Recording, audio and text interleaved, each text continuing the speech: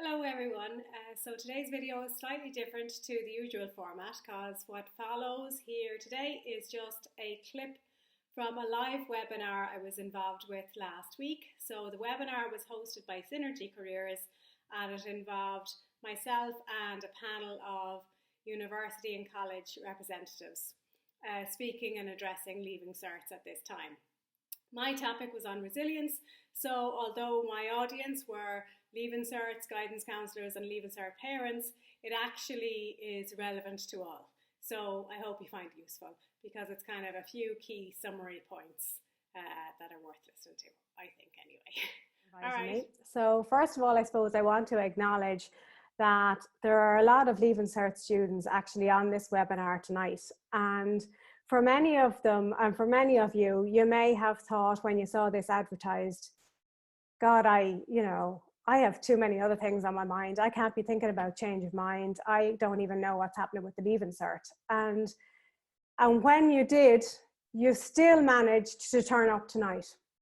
And what you did there was you chose something that you had control over, which is really, really important because there's so many things that are uncertain right now. So choosing things that you actually can do something about. So with change of mind and with CAO, okay, there will be some confusion around and hopefully a lot of that will be rectified tonight for you. But certainly there are choices that you can make. It's around visualizing where you're going to be, imagining what you would like to do, where you'd want to be, and what the future is going to hold. So it's your pathway and what you can do to get yourself moving on out of this crisis that we're in. So that's important, first of all, to acknowledge that you're here and that you're sticking to, you're focusing on something that actually you can do. Okay, next I want to talk to you a little bit, I suppose, about acknowledging how you feel. So over the next couple of days, yes, there could be a lot of confusion. There may be more announcements that might bring up distress, upset. A lot of people might be more worried, feeling concerned. Just checking if you can see you can see my video, can you? You know who's talking? Okay.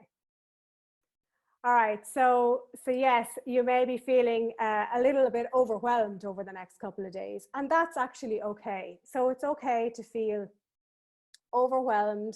It's okay to feel upset, distressed. And I would encourage any parents who are on tonight to actually allow that to happen, because sometimes we rush in, and I'm actually a parent of a Leaving Cert as well.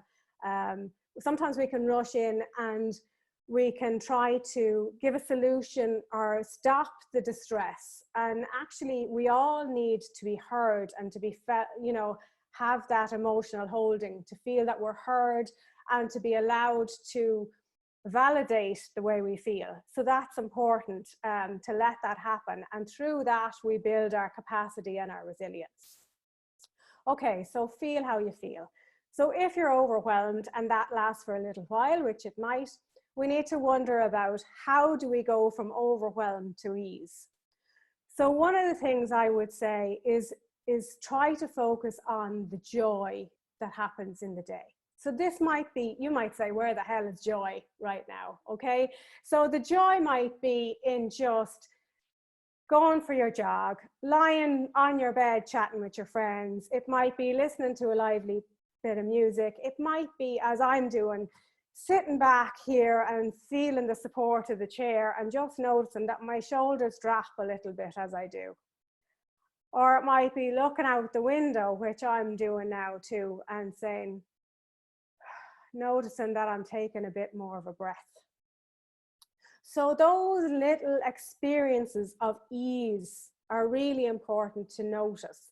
So not just cognitively that you kind of have a plan to go for a jog, but that you actually notice these things in your physiology. So you notice the little drop in the shoulders or the breath or the whatever, because what we're doing there is we're working on our nervous system and we're trying to build our pathway from overwhelm to ease. And it's a good practice to start to get into, because then we can get there easier, and we can, as I said already, build our capacity again and our resilience to be able to get there. Okay, so that's thinking about any bit of joy, even if it's small, or any bit of calm that happens in the day.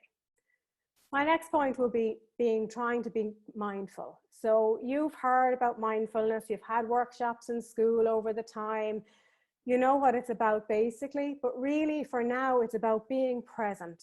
So trying to be present as much as you can in your day. So again, you might say, how the hell can I be present? I don't know where I'm thinking, what I'm doing at the moment. And yes, that is true. So we need to kind of give ourselves a break from that. And often I talk about, or I think it's a good idea to timetable our worries. So it's like when the leaving cert or whatever the worry is comes into your head, that you say, I'm going to think about that in half an hour. Or I'm going to wreck my head thinking about the leaving cert at 6 o'clock. But for now, right now, I'm just going to drink a cup of coffee. Or I'm just going to notice how these strawberries taste. Or I'm just going to go out the back and kick a ball against the wall, you know, or I'm just going to notice the breeze on my face as I do it. So choosing things that you can just be present at, and trying to do one task at a time helps us to not be overwhelmed and bombarded with our head, and basically gives us a break and gives our mind a rest from all that's going on. And consequently, coming back to the body is giving your nervous system a rest, so your physiology isn't all heightened up. Okay, so focusing on the joy any little bit, focusing on trying to be present and making a timetable to worry.